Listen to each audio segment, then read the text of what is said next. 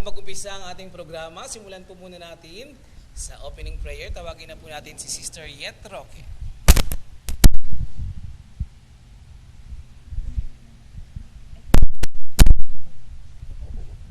Sa ngalan ng Ama, ng Anak at ng Espiritu Santo.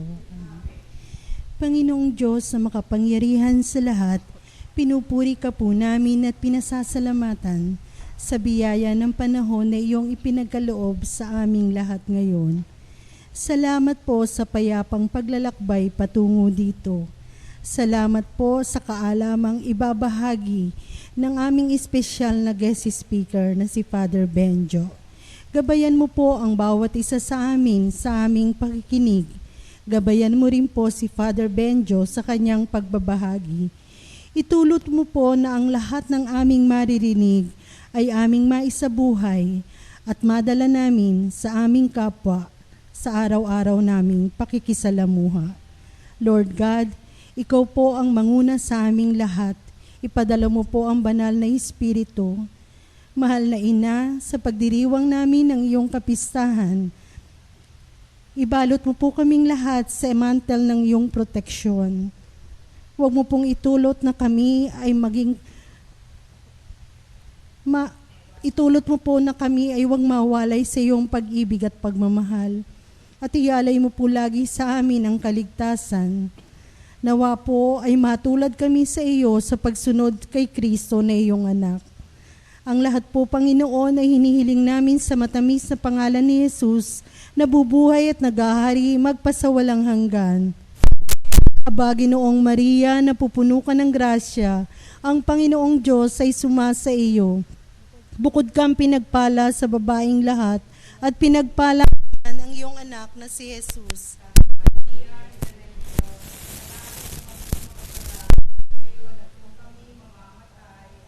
Luwalhati sa Ama, sa Anak at sa Espiritu Santo.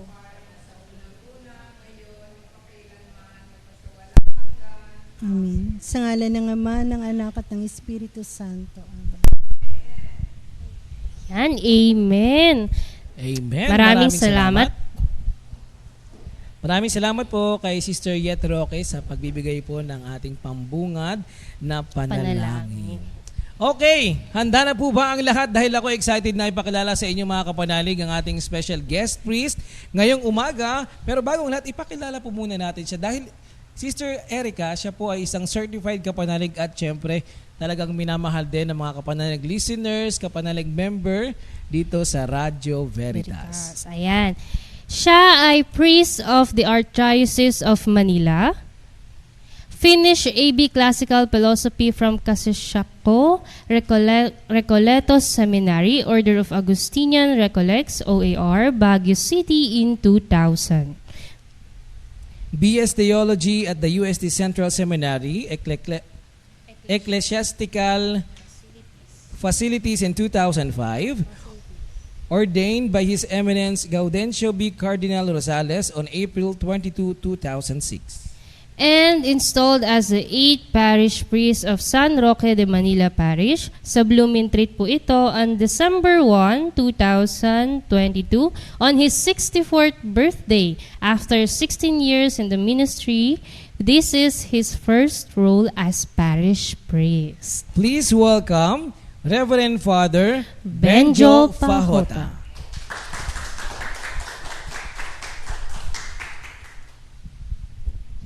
Mapagpalang umaga, mga kapanalig sa ating live mga audience po dito sa studio ng Radio Veritas at kayo pong mga nasa inyong tahanan na nakikinig, nanonood sa iba't ibang social media accounts ng Radio Veritas. So ngayon po ako ay inatasan magbigay ng panayam hinggil po sa ating ipinagdiriwang ngayong araw na ito, unang araw ng Sabado, ang ating pong pamimintuho sa ating mahal na ina.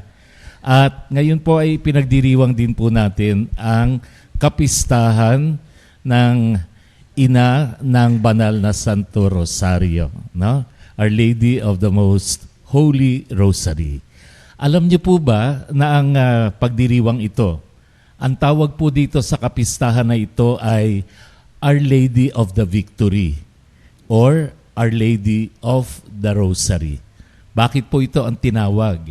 Dahil po noong 1571, no, ang mga Ottoman Islamic forces, Ottoman Turks, no, sa Europa, gusto po nilang salakayin ang buong Europa at gawing Islam ang kanilang pananampalataya. Ang balak po nila ay lagyan ng crescent moon doon sa tuktok ng St. Peter's Basilica. No? At lagyan, putungan ng ano po ba yung mga tinatawag sa mga Muslim, yung ipinuputong sa ulo ng kanilang mga imam. Yun ang ipapasuot nila sa Santo Papa. Na nung panahon na yon ay si Pope Leo V, no? Papa Pio Ikalima. So, nais po nilang salakayin, no, ang buong Europa. Actually, under na po nila yung eastern part ng Europe, no? Mga Muslim na po yung mga na mamayagpag po doon sa lugar na iyon. Kaya't gusto nilang salakayin itong western part, no? Pero po nagsanib puwersa, no, yung pong mga Espanyol, lahat po ng mga Kristiyanong bayan doon po sa Europa para po pugsain at wag pahintulot na masakop ang buong Europa sa ilalim ng mga Muslim. At sa anong pamamaraan po nila ginamit? Ito po ay naglaban sa karagatan po malapit sa Greece, no? Yung pong tinatawag na Battle of Lepanto. No, nung bata ako, Lepanto tayo na Lepanto, no? Pagsasakay ka ng jeep diyan sa may FEU, no? Na-correct ako ng isang Italiano, sabi niya Lepanto. Okay, di Lepanto. So Battle of Lepanto nung 1571. At nung araw po ng October 7, doon po nanalo ang nagsanib na puwersa ng lahat ng mga Kristiyano. Kaya tinatawag po ito mula noon ay ang Our Lady of the Victory. Dahil po meron pong isang ginamit na armas ang mga Kristiyano. Ano po yung armas na yon? Walang iba kung hindi ang Santo Rosario, no, na ipinag-utos ni Papa Pio Ikalima na sinabi niyang lahat tayo magsanib puwersa rin tayo. Pero ang ating gagawin, magdadasal ng banal na Santo Rosario at magninilay sa harapan ng Blessed Sacrament. So yung pong dalawang yun ang ginawa ng mga Kristiyano at hindi po nila sila naging matagumpay, yung mga Ottoman Turks, no? Yung mga Muslim ng Ottoman Empire ay hindi po nagwagi sa kanilang plano na sakupin ang buong Europa. Kaya po mula noon, ipinagdiriwang na po yung Our Lady of the Victory or Our Lady of the Rosary or the Feast of the Holy Rosary on October 7, no? Simula po ng 1571. O sige nga, sino makakasabi sa akin, ilang taon na yon? Compute. Wag na po. Wala namang premyo. Ibibigay ng ating nagdiriwang ng may kaarawan sa araw na to, si Erica, no? Happy birthday, Erica. No? Maraming salamat nga pala sa pag-introduce. So doon po nagsimula yung ating ipinagdiriwang kapistahan ng mahal na ina. Dahil po doon sa tagumpay nila, doon po sa Battle of Lepanto, noong October 7, 1571. Baka po tanungin niyo ko, no? So uunahan ko na rin po kayo. Pero Father, ano naman po yung La Naval? No, kasi sa karagatan din sila naglaban.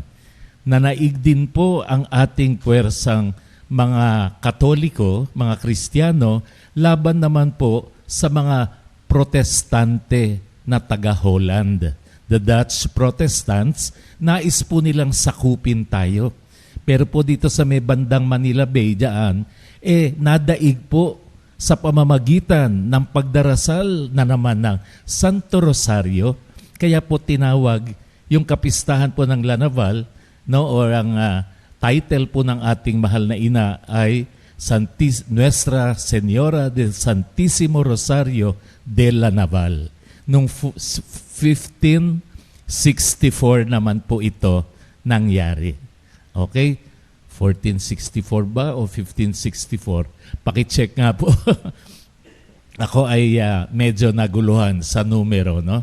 Okay. So, ito po naman ay nanalo po sila, no, sa pangunguna po ng mga Dominikanong mga praile na noon po ay nakasakop sa atin bayan. Kaya po yung pagkapanalo po na yun ay mula din po noon nagkaroon na po tayo ng pamimintuho sa Lanaval de Manila na ang ating pong mahal na ina, yung imahen ay nakaluklok saan? Sa Santo Domingo Church, no?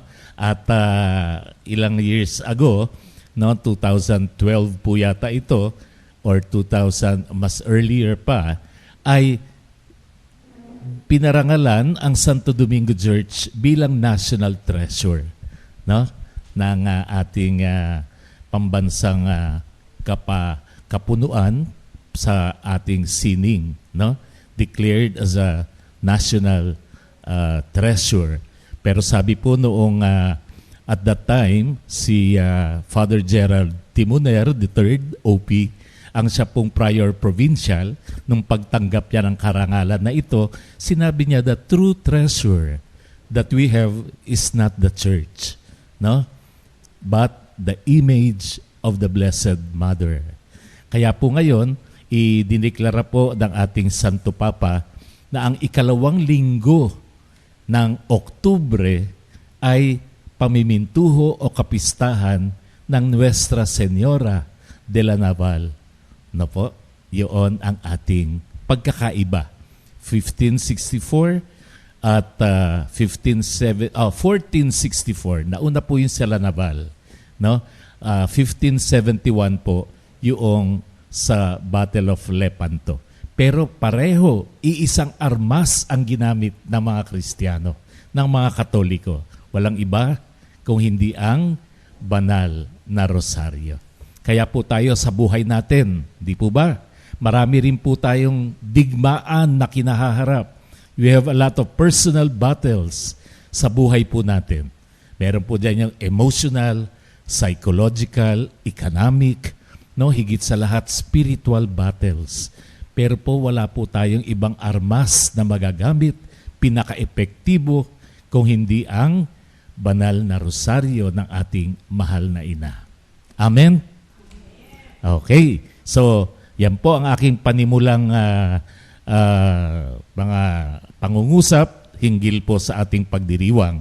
So, nais ko pong bigyan kayo ngayon ng pagkakataon, no, magtanong kay Father. Huwag po tayong mahihiya magtanong. Hindi rin po ako mahihiyang sabihin, hindi ko po alam. Ang sagot, kung hindi ko naman talaga alam. No?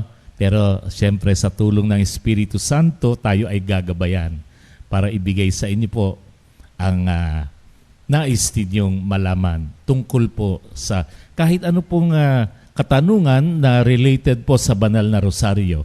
Pwede rin po tayong magtanong. Hindi po limitado sa ating kapistahan ng ina ng banal na rosaryo. Sige po, wag po tayong mahihiya. Yung po mga nasa iba't ibang social media accounts, mag-comment po kayo para po sa inyong mga katanungan, para po mabasa po ng ating mga anchors at ibabato po sa atin ang katanungan at sasagutin po natin ito sa abot ng ating makakaya. Ayaw nyo magtanong, ako magtatanong sa inyo. Ilan ang banal na misteryo ng ating Santo Rosario? 4. Ano-ano po yun? Joyful, sorrowful, glorious, at ano pa? Luminous or mystery of light. Kailan po ito dinagdag? Noong 2002 ni Pope John Paul II sa kanyang apostolic letter na Rosarium de Virginis Mariam. No? The Holy Rosary of the Blessed Virgin Mary. Dinagdagan niya. Dati sanay na sanay tayo. 3 lang. Joyful, sorrowful, glorious. Dinagdag niya. Pag kayo po ay nagsunod-sunod ng pagdarasal ng Santo Rosario, ano po ang second mystery after ng joyful? Luminous mystery. Yun po ang pangalawa. Tignan niyo po no, sa stage ng buhay ng ating Panginoong Hesus. Pinanganak siya. Okay, tapos kailan siya uli lumabas? After nung siya ay 30 anyos na. At ang unang kanyang public na pagpapahayag sa kanya ay ang kanyang pagbibinyag. Hindi po ba? Ayun. So sa pagbibinyag niya, doon ipinakilala na si Jesus ay ang anak ng Diyos. Narinig natin ang tinig ng ating Diyos Ama at ang Espiritu Santo sa anyo ng kalapati nang binyagan siya ni San Juan Bautista. So yung unang ginawa niya sa pagpapahayag sa kanya, anong sumunod doon? Yung una niyang himala na ginawa sa kasal sa Cana. Yung ginawa niyang alak ang tubig. Sana ako din may ganong kapangyarihan. Para pag naubusan kami ng alak, no? Pag naubusan na kami ng mopo, pag wala nang nagdo-donate sa amin, magbe-bless na lang ako, magiging alak na. Okay? Ano ang susunod? Ang pagpapahayag, proclamation of the kingdom of God. Nagpunta siya doon sa templo, no? At ipinahayag niya, sinabi niya, ito, naririnig nyo ngayon ay nagaganap mismo ngayon. So pinakilala niya ang kanyang sarili, pinakilala niya ang kaharian ng Diyos. Ano ang sumunod na misteryo? Yung pagbabagong anyo, transfiguration. Nangyari ito bago maganap ang kanyang pagpapakasakit. Di ba? Para bigyan ng lakas ang kanyang mga apostol, ang kanyang mga alagad, na kahit may mangyaring mga balakid, sakuna sa kanilang buhay, huwag silang mawawalan ng pag-asa. Dahil nakita na nila ang kalwalhatian ng Panginoong Hesus. At ang huli, ang pagtatalaga ng Eucharistia, ng banal na Eucharistia. Kailan ito ginawa? Noong huling hapunan. So wala pang nangyayaring misteryo ng hapis, di po ba? So ito ang second mystery, the luminous mystery. Nung tinatag niya ang banal na Eucharistia noong huling hapunan. Tapos ang sumunod na yon, ando na yung mga sorrowful mysteries. Ano po yon? Agony in the garden. Okay. Tapos yung pang-apat, pagpapasan, at pang-lima, yung pagpapako at pagkamatay ni Jesus. So ganun. Tapos dumating na ang misteryo ng kalwalhatian, no? The glorious mystery. Andun ang kanyang muling pagkabuhay, pag-akyat, pagpapadala ng Espiritu Santo, ang ano po yun, na pagtawag sa ating mahal na ina bilang Reyna ng langit at lupa, at sumunod, Assumption muna. Assumption bago siya kinoronahan bilang Reyna ng langit at lupa. Okay, so yung pong misteryo ng ating banal na rosaryo, makikita natin iba't ibang karanasan o yugto sa buhay ng ating Panginoong Hesus. At alam niyo po, bawat yugto ng buhay ni Hesus, ganun din po ang nararanasan natin sa ating buhay. No, nung pinanganak tayo, tuwan-tuwa yung ating mga magulang. Hindi po ba? Tapos tayo ay binigyan ng pangalan, nagdiwang, itinalaga sa ating Panginoong Diyos Ama. No? At sa buhay natin, nawawala din tayo. Hindi po ba? Sa ating paglalakbay. Nawawala din po tayo. Pero ang kamangha-mangha, lagi tayong natatagpuan ng Panginoon. Hindi niya tayo hinahayaang tuluyang mawala sa kanyang piling. Kaya paulit-ulit ang paghahanap ng Diyos sa atin. Tayo lang yung matigas ang ulo. Sinusundan natin lagi yung ating sariling kagustuhan lang. No? At ayaw nating makinig. Kaya tayo nawawala. No? Tandaan po natin, lahat ng nangyari sa buhay ng Panginoon, mangyayari din sa atin. Meron din tayong mga iba't ibang hapis sa buhay, kalungkutan, no? Lahat yan mangyayari sa atin. Pero ano ang pagtatapos? Sa pagkapako po ba sa krus? Sa kamatayan po ba natapos ang buhay ng Panginoon? Hindi. Kalwalhatian sa langit na atin ding matatamo. Na lahat tayo ay mararanasan kung paulit-ulit tayong nagdarasal ng banal na rosaryo. Amen? Okay. Break time. Okay. Mag-isip kayo ng mga katanungan nyo, ha? At pagbalik po natin, tanungin nyo ako, sasagutin natin. Salamat.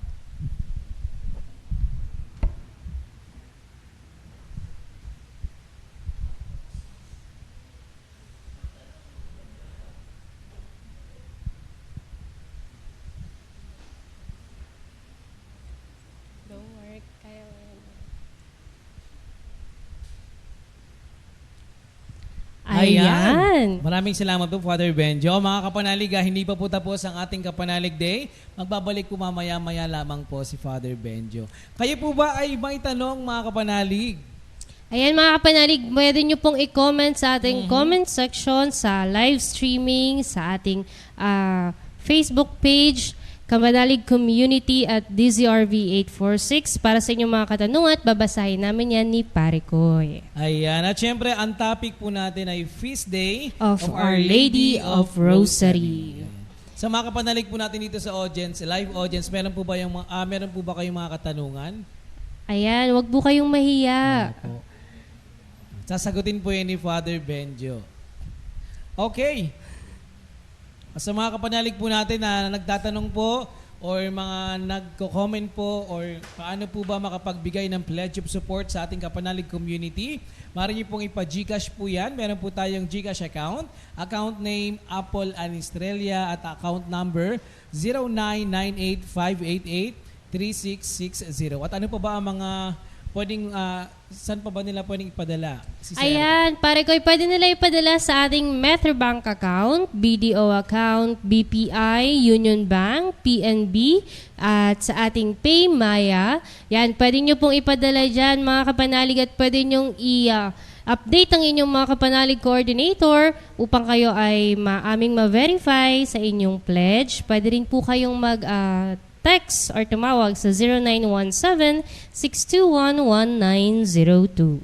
At syempre, maaari din po kayong pa-schedule sa ating Pledge on Wheels. Kung kayo po ay natatakot pa rin pong lumabas sa inyong mga tahanan o hindi pa kayo pinapayagan ng inyong mga anak, maaari po kayong tumawag sa inyong mga kapanalig coordinators para kami po mismo ang pupunta po sa inyong mga location. And andito po yung mga schedule po natin mga kapanalig, no? Bawat cities po yan. Pwede nyo pong i-note yan or screenshot nyo po yan sa inyong mga phone.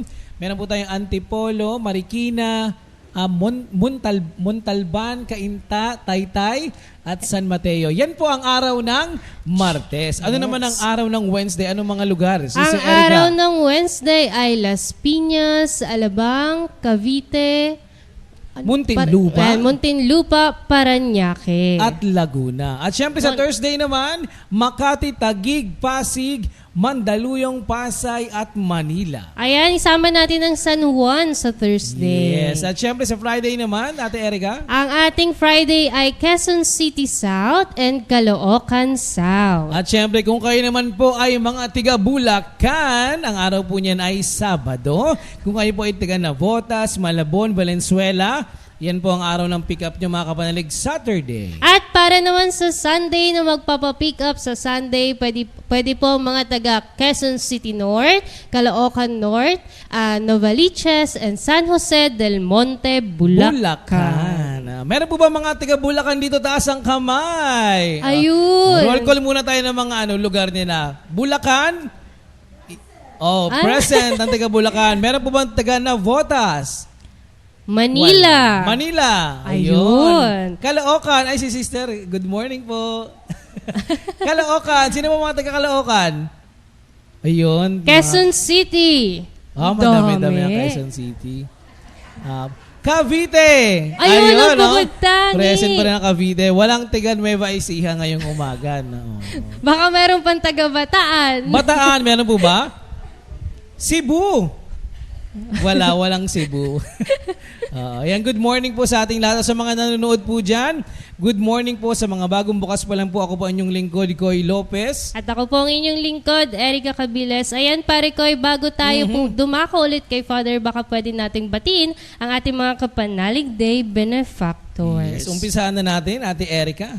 Ayan, maraming salamat kay Kapanalig Abigail Navarro, Adelaida Pasis, Adoracion Aguilar, Agnes Bandi, Al Fernando Colon, Amelia Apostol, Amelia Halili, Angat Cecil Cruz, Angelita Caravana, Anita Aguha, Anita Alcala, Annabel Bora, Ann Cagigas, Army Tiramil, Aurora Lingan, Teresita Isaac, Bobin Panganiban, Carolina Navarro, Catalina Belamide, Conrado Pineda III, Consuelo Caladiao, Corazon Biracelis, Corazon Crespo, Cynthia Q. Tan, Vale or Baleflor Rapadas, Carmencita Gapasin, Danilo A. Rizada at kay Kapanalig Lolita M. Calapano. Ayan po ang ating first batch ng ating mga benefactor ngayong umaga. Ayan. At syempre sa mga kapanalig po natin na gusto rin po maging benefactor ng ating Kapanalig Day next month, maaari po kayo makipag-ugnayan lang po sa inyong mga kapanalig coordinators para malaman niyo po kung paano po ang transaction ng ating Kapanalig Day. Ayan, para mabanggit din po yung inyong mga pangalan dito sa ating Yes. Kapanalig Day. Nakakamiss yung mga ibang mga kapanalig nakita ko po ulit. Hi sister. Ayan, welcome Ikaw po. At sa mga kapanalig naman po na nais magtungo dito sa ating stasyon, ano po ba ang address? Ang address po natin, Veritas Tower, 162 West Avenue, corner EDSA, Quezon City. Okay, ready na po ba si Father Benjo? Ayan mga kapanalig, tawagin na muli natin si Reverend Father Benjo Fajota. Yes, mapagpalang umaga po uli sa lahat. At bago po ako magpatuloy, nais ko pong batiin ang aking parokya. Mga parokyano ko po sa San Roque de Manila Parish, diyan po sa Avenida Blumentritt. Na po, katabing-katabi lang po kami ng LRT Blumentritt Station. No, kami po ngayon sa buwan ng Rosario, ang iba't ibang mga ministries po namin at organizations ay nagsasagawa ng daily rosary. No, sa hapon. Sa tuwing linggo, 2:00 po ng hapon nagsisimula dahil meron po kaming misa na simula ng 3:00, tas 4:30 at 6 o'clock. Kaya po yung 2:00 ng hapon pag araw po ng linggo. Pag araw po ng mula Lunes hanggang Sabado, ang pagdarasal po ng Santo Rosario ay ginagawa ng 5:00 ng hapon. Bago po magsimula, yung pong pamimintuho natin pag Miyerkules, ano po yun? Inanalagin sa Lolo. Pag Biyernes, Sacred Heart na po. So pag Thursday sa amin po, no, ay ang aming pamimintuho sa aming pintaka si San Roque. Bago po magsimula yon ng 5:40 ay nagdarasal po muna ng Santo Rosario at iba't ibang ministries at organizations po ang namumuno. Okay, so hello po mga taga San Roque de Manila Parish. Ayan. Okay, so ayaw niyong magtanong, ako magtatanong. No? Meron po? Ha? Wala ang boses. Ayun. Ayan, so meron tanong, Ayun, care of. Pads, ang tanong Yan. po ni Sister Teresa Sison, sabi niya po, pwede daw po ba paki-explain, Father, yung pag-akyat ni Mama Mary ng katawan sa langit, di po ba namatay si Mama Mary? Yan. According po sa ating teachings, ang ating mahal na ina ay natulog lamang. Natulog lamang, kaya po wala po siyang nicho. Pag pupunta po kayo na Holy Land, no? Wala po kayong malalagay doon na makikita doon na eksaktong lugar saan namatay, saan yung labi niya. Ang nandun lang po mabibisita nyo ay yung dormir, no, yung house of dormition. Ang ibig sabihin ay kung saan natulog. Dormir, kung saan po base yung salitang dormitoryo, doon natutulog ang mga tao, di po ba? So ang mahal na ina, wala po yung kanyang labi na wala tayong makikita na magsasabi sa atin, dito nakalibing, dito nilibing ang ating mahal na ina. Ito ang kanyang mga buto. Wala pong ganun.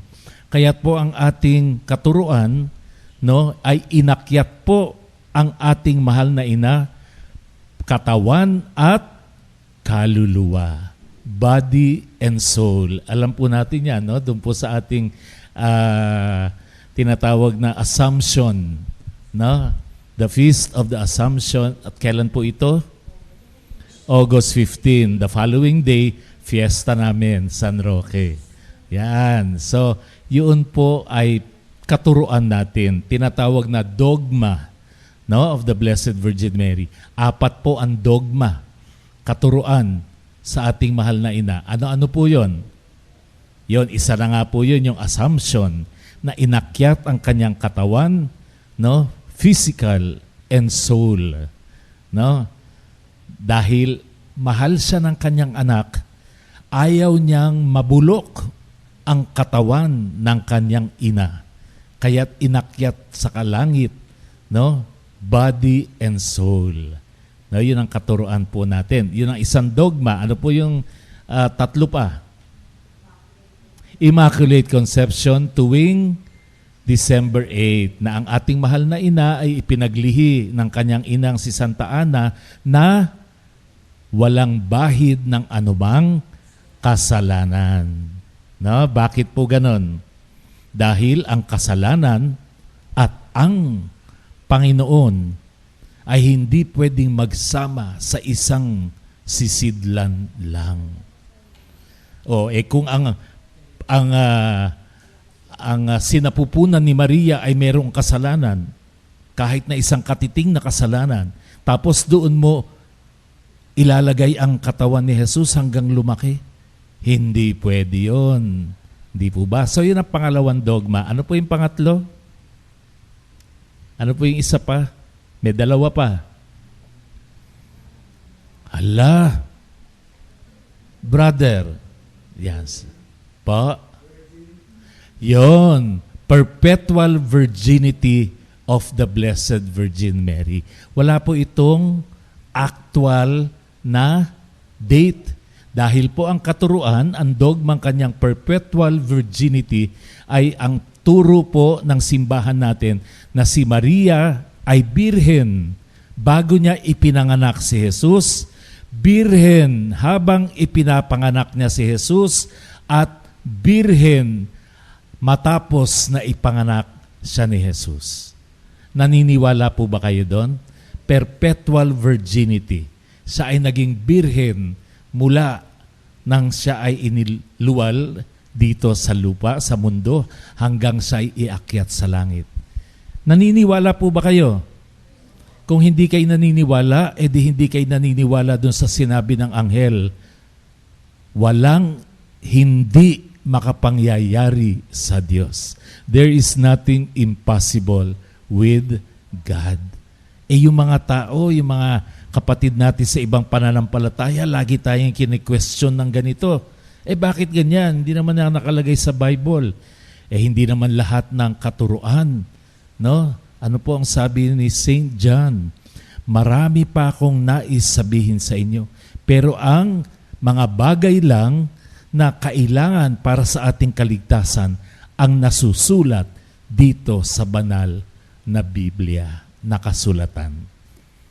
Madaming nangyari sa buhay ni Jesus, hindi lang yung mga nababasa natin sa Ebanghelyo. Pero sabi niya, kung ang lahat ng ito ay isusulat, ay hindi magkakasya, no? Sa iisang aklat. Napakadami mong kailangan. At yung huli, ano po yung isa pa? Yun, ang pinagdiriwang natin ng January 1st. January 1. Lagi sinasabi ng mga tao, pag tinanong ko, ano pinagdiriwang natin ng January 1? New Year. Hindi po. Sa Katolikong kalendaryo, ang New Year natin kailan nagsisimula? Unang linggo ng Adbyento. Yun ang bagong taon natin. Yung New Year, yung tinatawag nilang January 1, okay, since ito yung pinagdiriwang ng buong mundo in a civil society, sinasabi natin na, oo, dito rin tayo nagsimula ng unang pagdating ng Panginoong Jesus ay nangyari dahil meron siyang isang ina. Kaya't ang tawag kay Maria, Theotokos, the Mother of God. Merong iba sinasabi, Mother of Jesus Christ lang siya. Hindi naniniwalang Mother of God. Si Jesus ba hindi anak ng Diyos? Oo o hindi? Anak ng Diyos. Hindi po ba si Jesus? Siya ang bugtong na anak ng Diyos Ama. Kaya't nang iniluwal siya ni Maria, si Maria ay naging ina ng Diyos at ina nating lahat. Ina ng simbahan. Napakabuti ng Diyos.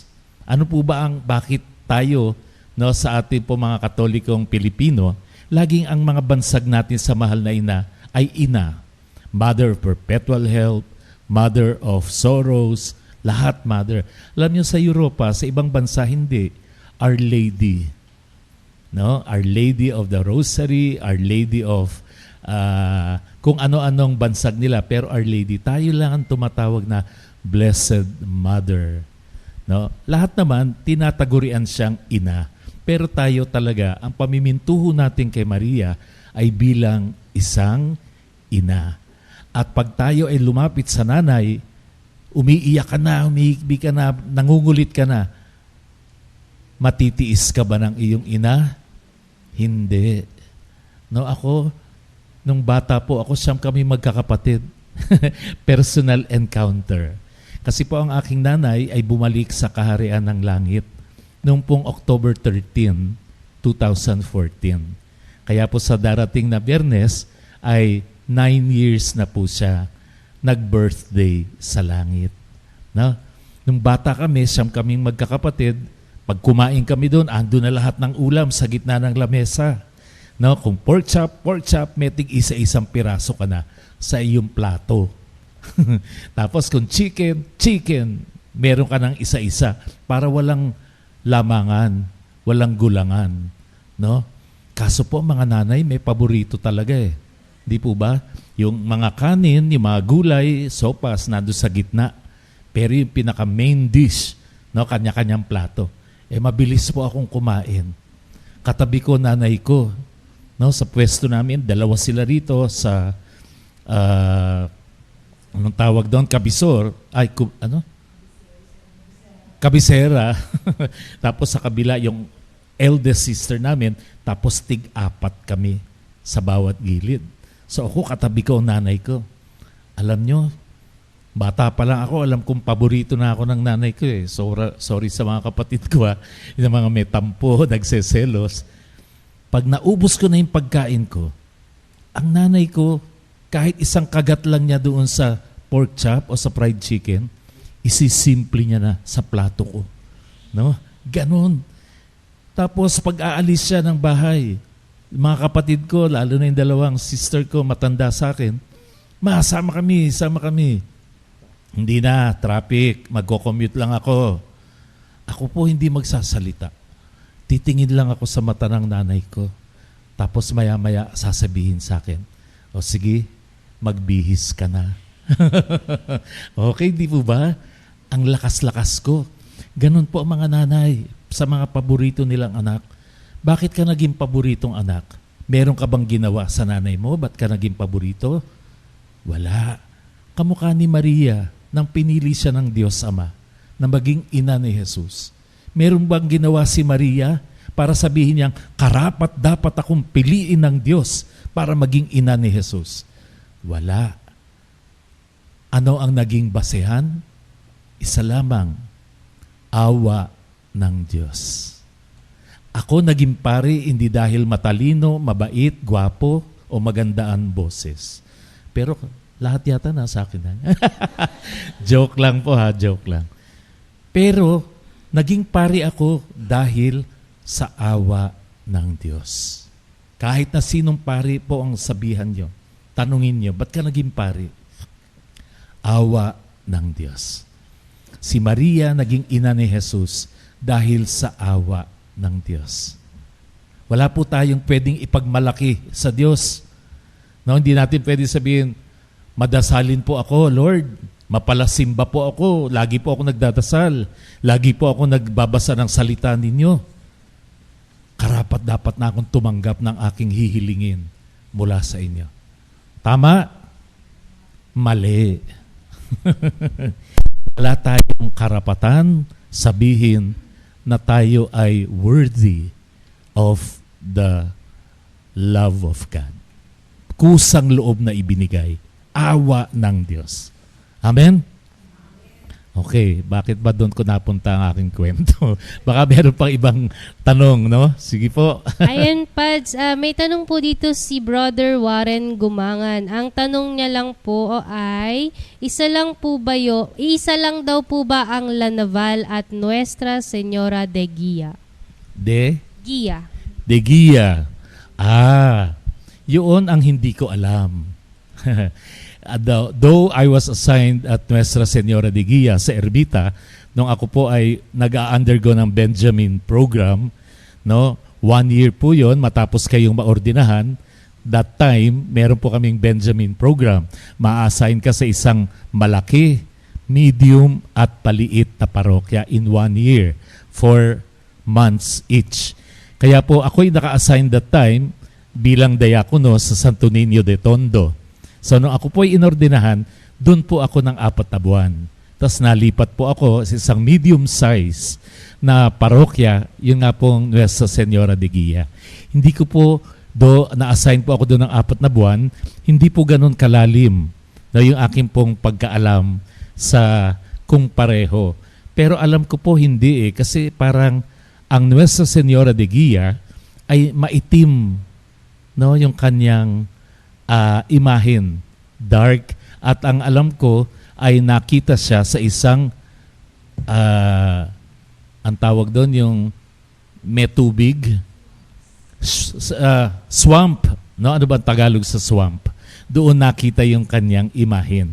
So hindi iba yung istorya ng ang La Naval ay naging instrumento, no, sa pagdarasal ng Santo Rosario para malabanan, para madaig ang mga Dutch Protestants noong 1464.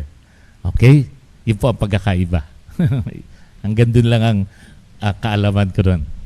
Thank you po. Bali, Father, meron din pong nagtatanong si Sister Magdalena Martin. Ang tanong niya po, Father, sabi po sa Bible, enough na po ba ang panalangin na itinuro sa ating Ama, Ama namin? Bakit kailangan po paulit-ulit na dinadasal ng Santo Rosario? Yun po bang Ama namin para sa Amang nasa langit? Ang Santo Rosario intended kay Inang Maria. Salamat po. Alam niyo po ito, merong isa pong storya tungkol kay Santo Domingo. Okay, sino po si Santo Domingo? Siya po ang founder ng OP, no? Order of Preachers, o yung tinatawag natin mga Dominican.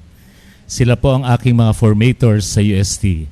No, ako po ay isang OP rin, no? Ordinary priest. Ordinaryong pari po ako. So OP rin po ako. Pero alam niyo po yung kwento noon, si Santo Domingo umiiyak sa harapan ng mahal na ina. At tinanong siya, bakit ka umiiyak? Kasi po, nagkaroon ako ng pangitain. Nakita ko sa langit ang Panginoong Hesus nang ibinuka niya ang kanyang mantel, ay napakadami pong mga pari ng iba't ibang kongregasyon. Pero wala akong nakita kahit na isang Dominikano. Wala po bang maliligtas na Dominican sa langit? Sa mahal na ina siyang nakiusap, nagtanong. At nagkaroon uli siya ng pangitain, ibinuka ng mahal na ina ang kanyang mantel, at naroon milyon-milyon na Dominikanong pari at mga reliyoso ang naipakita.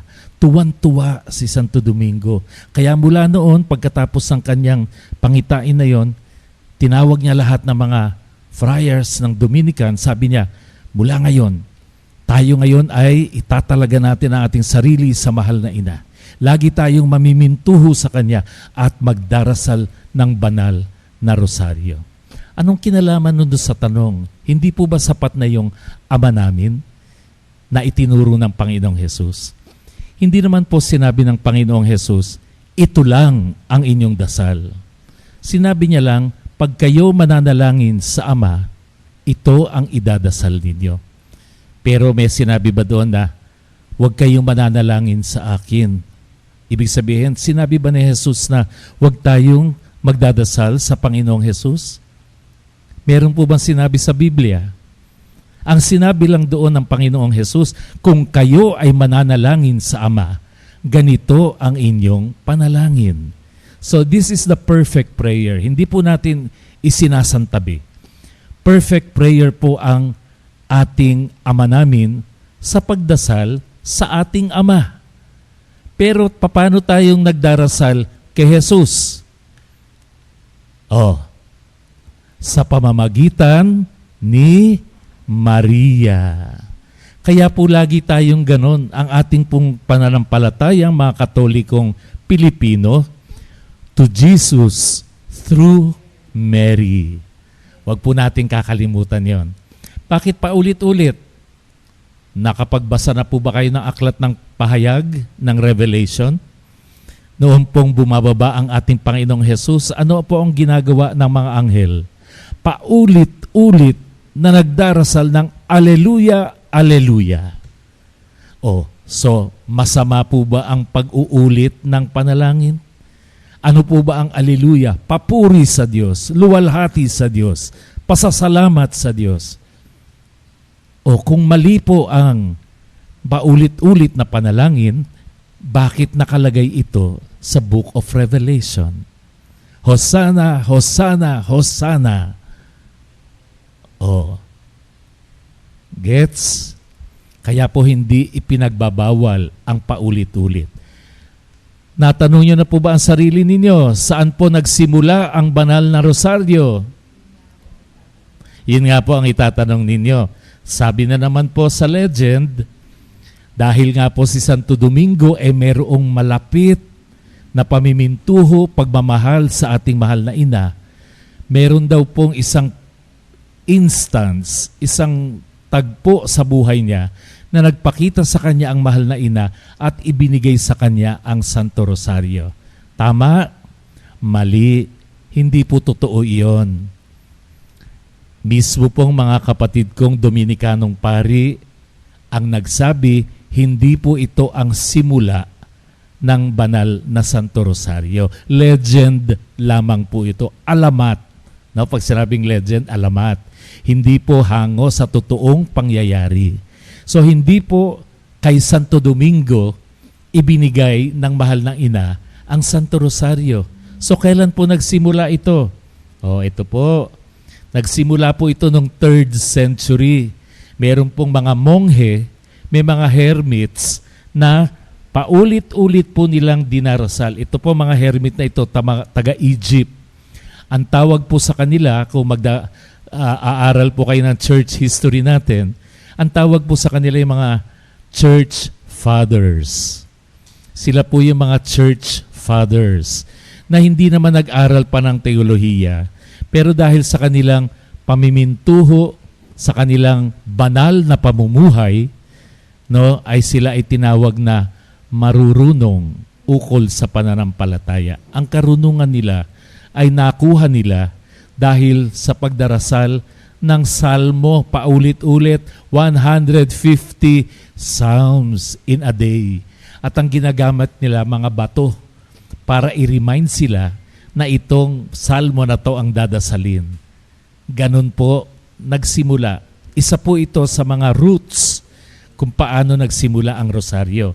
At tapos po, habang lumaon, gumamit na po sila ng lubid. No? Ng lubid na may 150 beads ng mga bato. At ito po ang simula ng pagdarasal na rosaryo. Pero bago po tinawag na rosaryo, ang tawag po dito ay the Our Father Prayer. 150 beads, pero po ang dinarasal paulit-ulit na Ama Namin. Hindi pa pumapasok noon yung Hail Mary. Kaya po ang tawag din sa panalangin na ito ay Pater Noster Prayer. Dahil panalangin para sa Ama. Yung Pater Noster, Ama Namin, sumasalangit ka. Yon, paulit-ulit 150. So naging popular po ito, no? At ginawa na pong Our Father Prayer ito. At kailan po pumasok yung Hail Mary? Ito po, pagpasok ng Hail Mary ay nakuha po ng ating mga ninuno noong 1050 AD. Saan po ito hango? Sa bati ng anghel kay Maria, the Annunciation.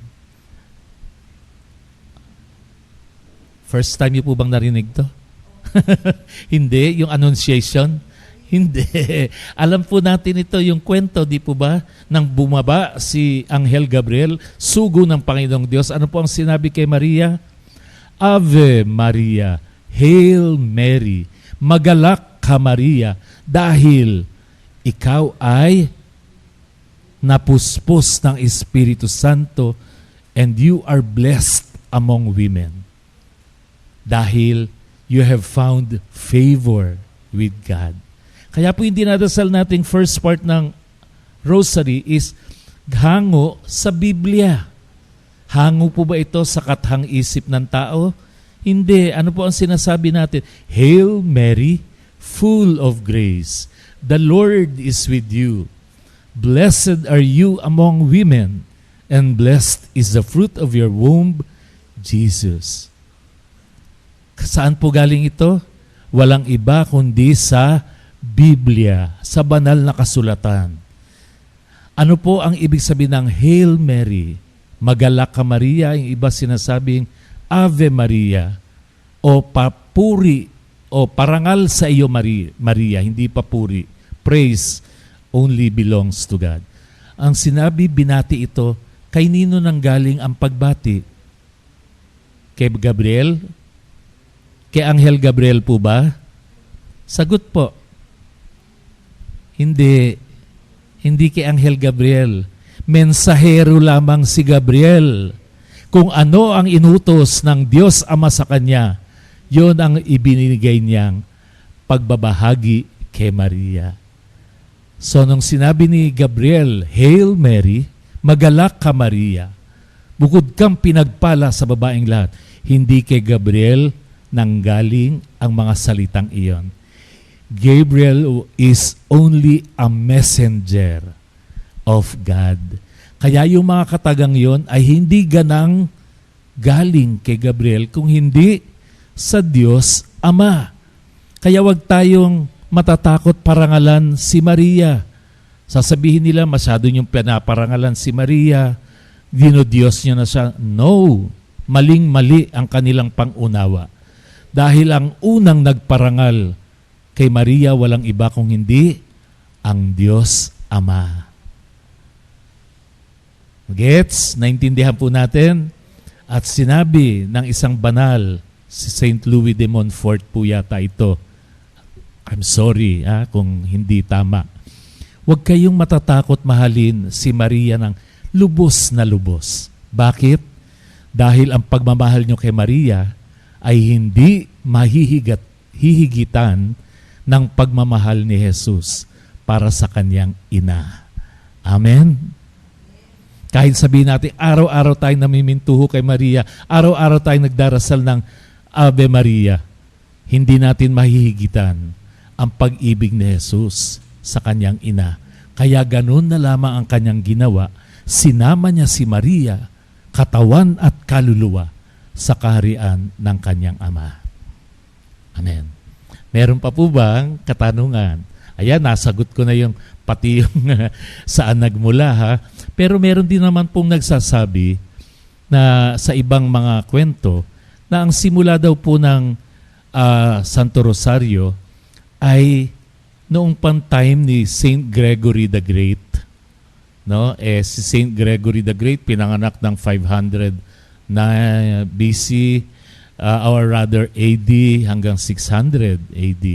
So as early as that, no, ay meron na po nakapagsabi doon daw nagsimula yung panalangin. Pero yung iba naman sabi gano'n, hindi pa kasi hindi pa naman gaanong laganap noon yung banal na salita, no? Kailan lang ba unang sinulat ni San Marcos yung kanyang ebanghelyo, no? 70 years after the death of Jesus Christ. So hindi pwedeng ilang taon lang napalaganap na agad yung Hail Mary na galing sa Biblia. Pero po lahat na ito ay mayroong ugat, no? Lahat po ng origin na ating dinarasal po ngayon ay may ugat po mula sa ating mga early church fathers, ang mga ninuno po natin sa pananampalataya. Kaya po huwag tayong matatakot na laging nagdarasal. At ito po ituturo ko sa inyo. Dahil po ang pagdarasal ng Santo Rosario ay isang pamimintuho, it is a devotion, akala po natin ang pagdarasal ng Santo Rosario ay kailangan sa isang upuan lang matapos na. Mag-uumpisa tayo. First mystery. Kung kailan tapos na yung lahat ng ating gawain sa gabi, bago tayo matulog, pagod na tayo. Hindi po ganun. Sa simula ng araw, pag ikaw ay merong time, simulan mo na, no? Yung introduction, tapos makapag first mystery ka. Kunyari ngayon, first mystery, joyful mystery po ba tayo ngayon? O ang first mystery ay the Annunciation, ang pagbati ng anghel kay Maria. So, nangyari na dasal mo na ang first mystery bago ka pa mag-almusal. Tapos, marami ka nang gagawin. Ihihinto mo muna. Babalik ka uli, alas 9 ng umaga o alas 10, may extra time ka, another mystery. Tapos sa hapon, pagka-lunch mo, doon ka uli nagkaroon ng extra time, doon mo itutuloy ngayon ng third mystery. Mali po ba yun? Hindi. Dahil it is a devotional prayer. You have the freedom to pray para po hindi parang napakabigat naman. Kung kailan ako hindi pa kumakain, doon ko tatapusin to 20 minutos. Kaya kung minsan tayo nagmamadali, Hail Mary, full of grace. Di po ba? Kung minsan may naririnig ako, no, sabi, Hail Mary. Nasa impyerno si Mary. Hindi na hail naging hell. Hail Mary, full of grace. Yung iba naman, galit na galit. Santa Maria, ina ng Diyos. Panalangin mo kami. Parang iba na ang tunog, no? Iba na ang dating. Kasi nagmamadali na tayo. Hindi pa natatapos yung Hail Mary, sumasagot na, Holy Mary, Mother of God, pray for us sinners. No? Nagagalit na. Kasi akala natin, ganun lamang ang paraan para idasal ang Santo Rosario. Alam niyo po kami sa seminaryo, nung nasa Baguio ako, kung saan ako nag-philosophy, kasi siya ako Recoletos Seminary. Kami po ay galing sa iba't ibang probinsya. So mayroon pong mga Cebuano speaking, mayroon pong mga Hiligaynon, mayroon pong mga Bicolano, mayroon pong Kapampangan, may Ilocano. Kaya po kami, pag nagdasal po kami ng Santo Rosario, ang isang misteryo ay English, isang misteryo Cebuano, isang misteryo Hiligaynon. So hindi po siya boring. Hindi po ba?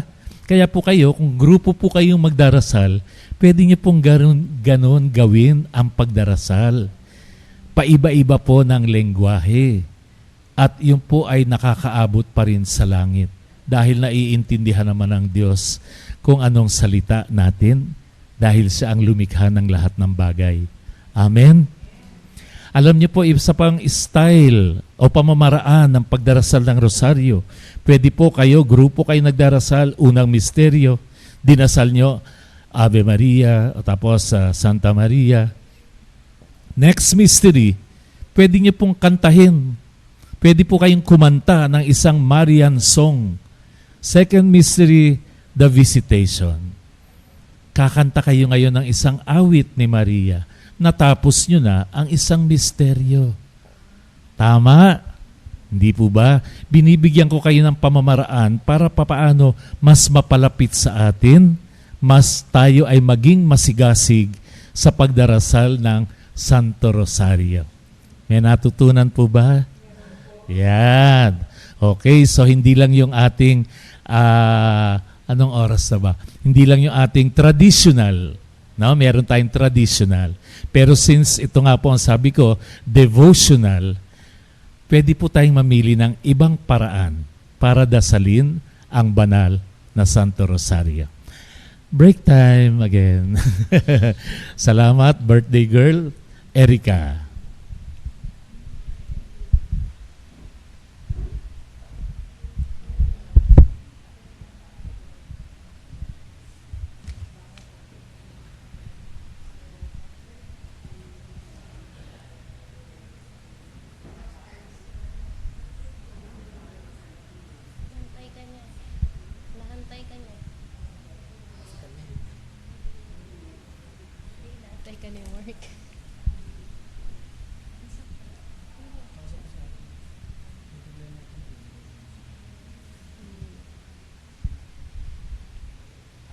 Ayan, mga kapanalig, may natutunan po ba kayo sa sa binanggit ni Father o diniscuss po sa inyo? Oh, marami. Yun ang mahalaga dahil maraming natutunan. Okay, ngayon po pasalamatan po muna natin ang ating mga benefactors ngayong umaga. At ito po ang ating second batch. Maraming salamat po kay Kapanalig Edna Escalante, kay Kapanalig Eduardo Santiago, Vivian Campo, Elena Enting, Elisa C. Mercado. Maraming salamat kay Kapanalig Epifania Avena, Erilyn C. Erlinda O. Quintos, Evelyn C. Ruiz. At salamat po kay Kapanalig Felicita Santos, Felisa Kabugnasan, Florencia Bacolor. Salamat po kay Kapanalig Florentina Innocent, Florida Pio Morada, Gaudencia Dizon. Maraming salamat kay Kapanalig Gemma Padilla, Geraldine S. Rosario, Gina Albano, Gloria S. Reyes, Hilaria Partosa. Salamat po kay Kapanalig Homer C. Robas, Imelda Baron, Valentina Austria, Jesusa Aragon. Salamat po kay Kapanalig Jinky T. Escabillas, Joanna Ednaco, Josephine Corotan, at kay Kapanalig Maurita S. Aguirre. Ayan, maraming salamat din kay Kapanalig Jocelyn M. Rodulfa, Jose S. Marfil Jr., Josefina Halili, Juliet G. Baltao, Lea Puno, Lely L.C., Lilia Ventigan, Lilian Z. Baena, Loretta Garcia, Lourdes C. Romero, Lourdes Hernandez, Lucia Hilario, Lucita Cruz, Luis Delgado, Lydia D. Thiung, Maria Teresa Inson, Magdalena Martin, Maria Ana Abad, Maria Carandang, Soledad Gatbonton, Erlinda M. Manggiat, Marie Yvonne Arona, Marivic G. Reves, Jezebel Pabico, Teresita Cardenas, Desma Athok, Victorina Pagsibigan, Luz M. Kahigal, at kay Kapanalig Judith A. Cardinal. Ayan, mga kapanalig, maraming salamat po sa mga ating mga benefactors. Yun po ay ating pang third batch ng Kapanalig Day Benefactor. Okay. Ayan, mga kapanalig. Ayan, ready na po ba si Father? Okay po. Ayan, mga kapanalig, muli nating tawagin si Reverend Father Benjo Pahota. Kahota. Mapagpalang umaga pa rin po mga kapanalig sa tahanan nila at sa ating live audience po dito. Okay, wala na po ba ibang magtatanong dito? Ayan, may katanungan si sister. Sinulat niya na lang kasi wala siyang tinig. Okay, alam niyo po ba, after 2 weeks, nakabangon lang po ako nung Martes. 2 weeks po akong bedridden. Matindi rin po yung aking sore throat tsaka yung aking ubo, no, sa first week. At salamat sa Diyos, hindi naman po ako nagkaroon ng fever. No, and then no second week po, kaya 2 linggo po ako hindi nakapag-misa. No, itong Sunday at the other Sunday, wala po akong misa. At ako po ay nahihilo. No, lagi pag nakatayo ako, hindi po ako makatayong diretsyo ng matagal. Nahihilo, masakit ang ulo. Ano po kaya ibig sabihin nun? Matanda na. No, okay. Paki-expand po yung sinabi sa Bible, nasa labas ang iyong mga kapatid. Ayan, address po kay Jesus. Ayan. So kaya si Maria raw po maraming anak maliban kay Jesus. Pinakikinggan niyo ito? Ito po ang sinasabi ng ating mga born again brothers and sisters. Yung pong napahiwalay na ating mga kapatid sa ibang sekta, no? Kasi po ang sabi mga kapatid, maraming kapatid si Jesus at nagkaroon pa raw ng anak si Mama Mary kay Saint Joseph. Okay, ito po ay isang fake news. Fake news po ito. Ipakita po nila ang kasulatan, no, na sinasabing si Maria at si Jose ay mayroong anak maliban kay Jesus. Paano po yun? Birhen nga po si Maria. No? Yung pong paggamit sa salitang brothers, your brothers and sisters are outside waiting for you. Hinihintay ka ng iyong mga kapatid. O nung sinabi sa kanya na, hindi ba anak niya si Jose? Yung karpintero, mga kapatid niya sila, yung sino-sino daw. Tandaan po natin, ang salitang kapatid ay wala pong, o brother o sister, walang direct translation sa salitang Hebreyo. Okay? Ang salita po na ginagamit sa isang salita ay yung kamag-anak na lalaki o babae. Gets? Wala po silang tinutukoy na brother. Wala po silang salita ang Hebreyo. Wala po silang salitang sister. Ang ginagamit po na salita, kung ano rin ang ginagamit sa iyong pinsan, sa iyong tiyuhin, sa iyong malayong kamag-anak, isang salita lang. Kaya sa translation natin sa Tagalog, hinihintay ka ng mga kapatid mo. Sa English naman, your brothers and sisters are there outside waiting for you. Kaya anong sabi ng Panginoon? Sino ba aking mga kapatid? Sino ba ang aking ina? Ang siyang nakikinig at sumusunod sa tinig ng Diyos. Okay, ipaliwanag po natin yon. Walang direct translation sa salitang Hebreyo o Aramaic ang brother o kapatid na lalaki. Gets niyo po? Isang ginagamit na salita lang para sa general relative brother, relative male relative at female relative, isang salita lang. Kaya wala talagang kapatid si Jesus. Yan, pag tayo po ay nakikinig sa mga sinasabi ng ibang sekta, sasabihin natin, oo nga no. Kasi hindi natin inaalam. Kayo po, para malaman nyo ang katotohanan, stick to the teachings of our church. At hindi po kayo mapapaligaw ng landas. Lahat po ng katuruan ng ating simbahan ay hinabi, no? They are interwoven, pero isang katotohanan lang. Wala pong taliwas sa turo natin. Okay, thank you po sa inyong katanungan. Salamat po, yes, brother, sa wakas.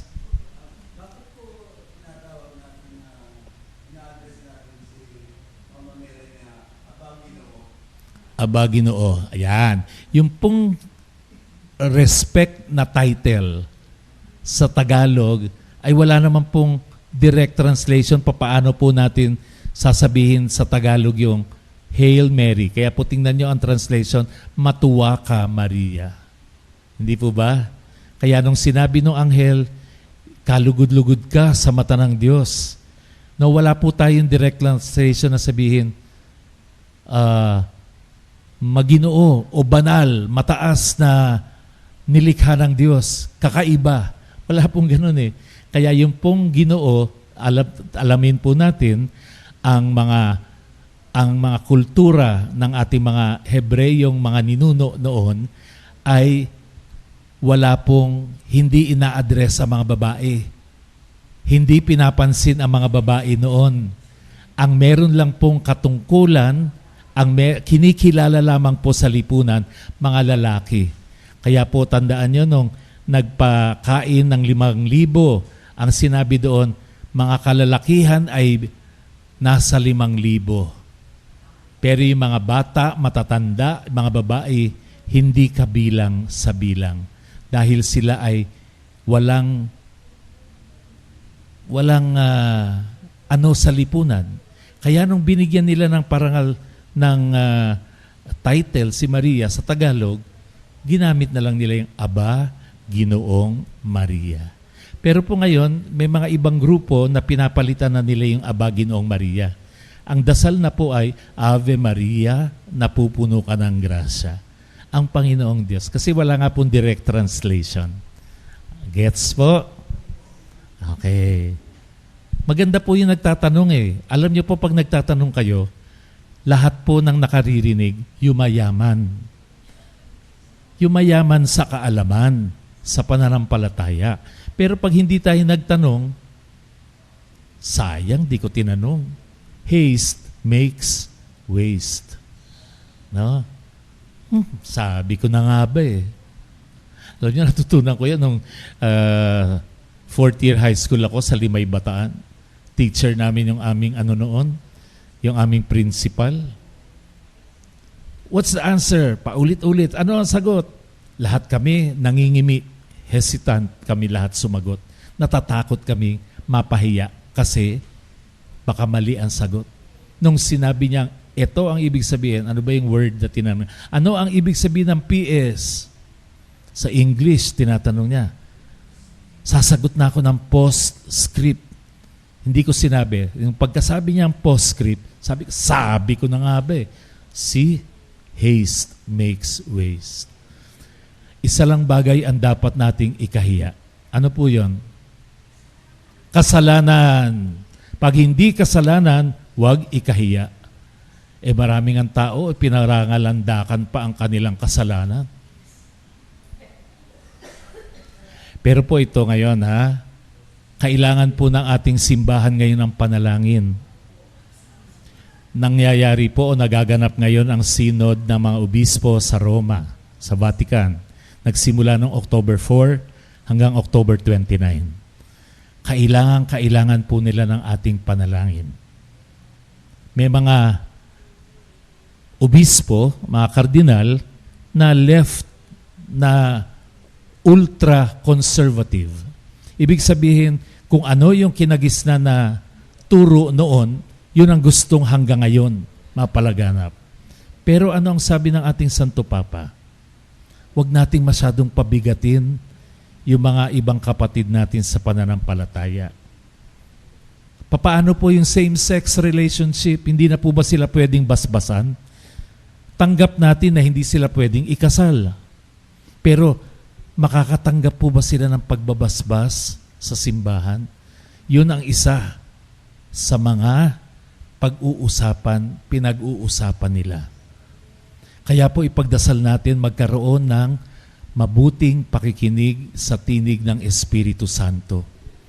Bawat isa po sa ating katungkulan natin, responsibility po natin yan. Dahil kung ano po ang kahihinatnan ng sinodo, lahat tayo apektado. Papayagan na po ba ang diborsyo? Papayagan na po ba ang abortion in some instances? Pag alam nating mayroong sakit na yung nasa sinapupunan at lalabas naman siyang hindi normal ang kanyang itsura, papayagan na po ng simbahan yon. Meron nagsasabi mga ultra-conservative, yung mga makaluma, yung mga datihan. Sabi nila, the church, Jesus Christ is the same yesterday, today, and forever. Hindi pwedeng mabago. Ito ang ating Santo Papa, medyo mas leaning to the liberal kasi nakikinig siya sa mga hinaing na mga tao. Tandaan po natin, nagkakaroon ng evolvement ang ating buhay sa kasalukuyan. Kaya po lahat tayo pro or against sa mga bagong isinusulong, ang ating pong ipagdadasal, gabayan ng Espiritu Santo, ang ating mga kardinal, mga obispo, mga pari, mga laiko na nagpupulong ngayon sa Vatican para po isulong ang bagong pamamaraan ng ating o hinggil po sa ating pananampalataya. Amen. Mangako po kayo sa akin, isang araw sa darating po na October 18, lahat po ng sigalot sa mundo, lahat ng digmaan, lahat ng kung anuman po ang nangyayari sa ating buhay, ang unang-unang apektado po ay ang kabataan. Yung pong maliliit na mga musmos, lumalaki na walang gabay, na walang liwanag sa kanilang pinaglalakbayan. Kung hindi po tayo mananalangin para sa kanila, isipin po natin ang magiging pagtanggap nila sa katuroang ibinabato lang ng mundo na hindi naman ayon sa ating turong ebanghelyo ng ating simbahan. Kaya po sa darating na October 18, Wednesday at 9 o'clock, makikiisa po tayo sa lahat ng kabataan sa buong mundo, magdarasal ng Santo Rosario. Kahit po nasaan tayo, ngayon pa lang, no? Ito po ay panawagan ng Church in Need, ACN, no? Kalimutan ko na yung CN, pero kailangan po sinusulong nila itong panalangin para po sa mga kabataan. Million children around the world will be praying for children. And the most effective form of prayer is the Holy Rosary. Tandaan po natin yun, humihingi kami ng saklolo. Ipanalangin mo kami ngayon at kung kami mamamatay. Amen. Maraming salamat po.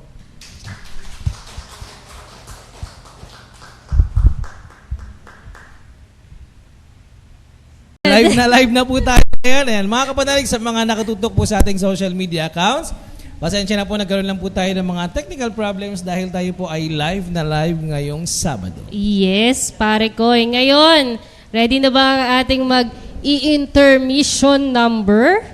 Ayan. Pero bago po muna siguro tayo dumako sa ating magbibigay ng intermission number para sa ating mga kapanalig dito sa ating mga live audience. Maraming salamat po sa ating mga benefactors po ngayong hapon. Ngayong hapon na ba? Wala pa, umaga pa lang, pare ko. Akala ko hapon na. Nasanay ako dati sa kapanalig, dati kasi hapon, alauna ng hapon or alas 2. Okay. Ayan, maraming salamat po mga kapanalig. Ayan, nais po namin kayo pasalamatan sa walang sawang pagsuporta sa ating Kapanalig Day. Kaya pa mga kapanalig, iniimbitahan din po namin kayo na manood po at makinig sa ating programang Kapanalig R dahil first anniversary na po ng programa at marami po kaming inihanda na papremyo para po sa inyong lahat. Sa mga magti-text at manonood po online at sa mga nakikinig po sa radyo, meron po kayong premyo. Ano pang iniintay nyo mga kapanalig? Tutok kayo mamaya sa Kapanalig R, mamayang 3 to 4 p.m. At bago natin tawagin ang mag-intermission number, dumako muna tayo sa Raffle! Ito nang inaantay ng lahat. Sino po kaya makakapag-uwi ng mga prayer pillow? With frame po iyan mga kapanalig. Bumunot na tayo. Unahin ko na ang maswerteng makakapag-uwi ng premyo. Congratulations kay Kapanalig Felina Maghirang. Ayan, congratulations Kapanalig. Ikaw ay makapag-uwi ng Religious Inspirational Frame with Prayer Pillow. Yes. Ayan, Next. pare ko, tatawagin ko na yung ikalawang mananalo At sino ng yan? ating Religious Inspirational Frame with Pillow. Congratulations kay Kapanalig Jose Fernandez. Jose Fernandez. O, di ba? Nagulat. Nagulat si brother. Oo, abangan Di niya nyo ang expected. Next. Sa ating ikatlong mananalo ulit ng Aha, Religious sino yan? Inspirational Frame with Prayer Pillow. Congratulations, Kapanalig Teresa Sixon. Wow! Kaya pala siya nag-video. Next, congratulations kay Kapanalig Moody Gonzales. Yun, congratulations po. At sa last na mananalo ng Naku, last na. Religious Inspirational Frame Aha. with Prayer Pillow. Congratulations, Kapanalig Evelyn Gonzales. Oh, congratulations mga kapanalig. Oh, bari na po kayo magpunta dito sa harapan. Opo, para sa ating picture taking. Pwede po kayo pumunta sa harapan para po sa ating picture Kapanalig taking. Evelyn Gonzales, Moody Gonzales, Teresa Sixon, Jose Fernandez, at kay Kapanalig Felina Maghirang. Lapit po tayo rito sa unahan para meron po tayong picture taking. Sa pangunguna po yan ni Brother Roniel Borja, ang ating professional photographer.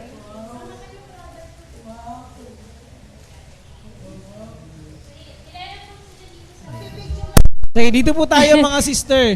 Dito ba, dito ba? Naka-zoom na kayo, kita na lahat dyan. Ayan, oh. Pakita ang mga ngiti na matatamis. Ano kayo, dikit-dikit po, dikit-dikit, para kita. Ayan, no? Ayan. Ayan, sige po. Okay, ready na po ba? Ayan, no? Sa swerte. Ayan, 1, 2, 3, smile! Isa pa, 1, 2, 3, cheese! Okay. Thank Ayan, you thank po. you po. Congratulations mga kapanalig. Congratulations po. Sa mga kapanalig po natin, ang mga nanonood po, ayan, inimbitahan po namin kayo na magtungo po dito sa ating istasyon para at least makasama po namin kayo ng personal dito sa ating programang Kapanalig Day. Sabi ko sana Kapanalig or Kapanalig Day. Ngayon pare ko, nakikita ko may mga nakangiti eh. Mukhang, eto na, bubunot ako ng isang mananalo ng glass jar with transparent metal lid. Nako, sino kayo makakapag-uwi nito? Ang premyo po, mga kapanalig, glass jar with transparent Metal lid. Sino kaya ito? Sabi nila, ano itsura nun? Hindi ko na alam itsura. Ayan, eto na. Congratulations kay Kapanalig Josa Sayaman. Wow! Napakaganda ng pangalan niya, Josa. Sister Josa. At next, ang mag-uwi naman ng Veritas House and jacket. Lot with jacket. Oh, diba? Meron po ba? Excited na po makakapag-uwi ng House and Lot with jacket? Piprint ko na yung House and Lot, syempre. Natin. Mag-blueprint na lang po kami ng blueprint. Bali, ang mauuwi mo lang po muna ay Veritas Jacket. Ay ikaw po ang mag-uwi, kapanalig. Amor Mantele! Magkapatid, ang nanalo. Okay. Kay Titayet, bibigyan kita ng picture ko mamaya, ha? Okay lang ba, Parang Tita Yet? lugi- Picture ko sabi na ni lang Tayet, Parang din. lugi ako, Koy. Okay, lapit na po tayo rito. Sa mga nanalo po, pwede po kayong pumunta po dito sa ating Ang harapan. swerte Ayun, naman. napakaswerte.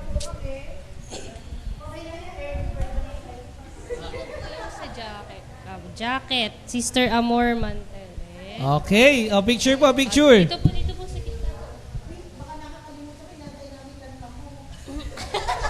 Okay, picture.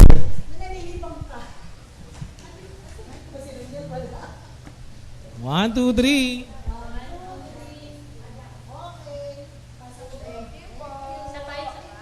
Isa pa daw po.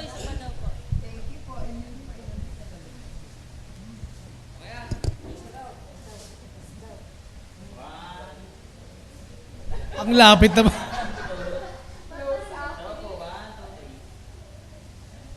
Ayan, thank you. Ay, meron pa isa.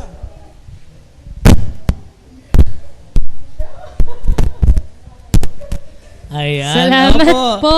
Tuwan-tuwa ang mga taga Cavite. Congratulations from Wow. Cavite po. Okay, siyempre sa ating mga special announcement, meron po ba tayong mga special announcement? Ayan mga kapanalig, nais lang namin i-promote ang Kapanalig R. Mamaya po, pwede po kayong tumutok. Kanilang first anniversary sa Radio Veritas. So, meron po silang raffle. So, pwede po kayong mag-comment sa kanilang live streaming mamaya at pwede rin kayong makinig sa kanilang talakayan mamaya. Yes, at kita-kits po tayo next Kapanalig Day, November 4, 2023, alas 9 ng umaga hanggang alas 11 ng umaga. At abangan niyo po mga kapanalig ang ating guest priest speaker next month. Ayan sa mga kapanalig na hindi pa member ng ating kapanalig community, mga kapanalig, maaari na po kayong magpa-member sa ating kapanalig community. Pwede po kayong tumawag or mag-text sa 0917-621-1902 o sa local na 8925-7931, local 128-125-124, 140-141, 116, and 119. At sa ating mga kapanalig naman po na nais pong ibigay ng kanilang pledge of support sa ating kapanalig at lalo na po sa DZRV Radio Veritas Foundation, maaari po kayong magpadala ng GCash account sa 0998-588-3660. Nakikita niyo po sa inyong mga screen, mga kapanalig, pwede niyo pong picturean or screenshot po para meron po kayong mga copy ng bank details po natin kagaya ng... Ayan, meron tayong BDO, Metrobank, PNB, BPI, at Union Bank. Ayan. Meron din po tayong PayMaya mga kapanalig. Ayan. So sa mga kapanalig, ayan, meron po tayong pinopromote pa rin po natin ang Ictus pendant. Kung gusto niyo pong mag-avail, pwede po kayong mag-pledge ng 1,000 para po magkaroon kayo ng freebies na Ictus pendant or Ictus bracelet. Yes. At sa ating mga kapanalig naman po, ngayong araw na lang po ang pledge 1 get 1 sa ating Veritas Navidad. Pero ang Veritas Navidad po ay patuloy pa rin pong magdi-release pa rin po tayo para sa Opo, ating hanggang Vermont. Okay po. So sa lahat po ng mga gustong humabol po, pwede po kayong mag-pledge po ng 1,500 pesos. So, malaking tulong po yan sa ating foundation po sa Radio Veritas. Ayan, pare koy. Nais lang po din po namin pasalamatan lahat ng mga kapanalig na dumalo dito sa atin sa live audience at sa mga kapanalig na nanonood sa ating Sky Cable Channel 211, DZRV 846 at Kapanalig Community. At eto na, overtime na daw tayo kanina pa. Meron pong inihandang pagkain po ang kapanalig. Ayan, pagsalo-saluhan po natin after po ng programa. At kami po ay magpapaalam na mga kapanalig. Kami po ang inyong kapanalig, Coy Lopez, ang kumpara nyo sa balat ng radyo. At ako naman po ang inyong lingkod, Erica Cabiles. Na nagsasabing, Sumainyo ang katotohanan.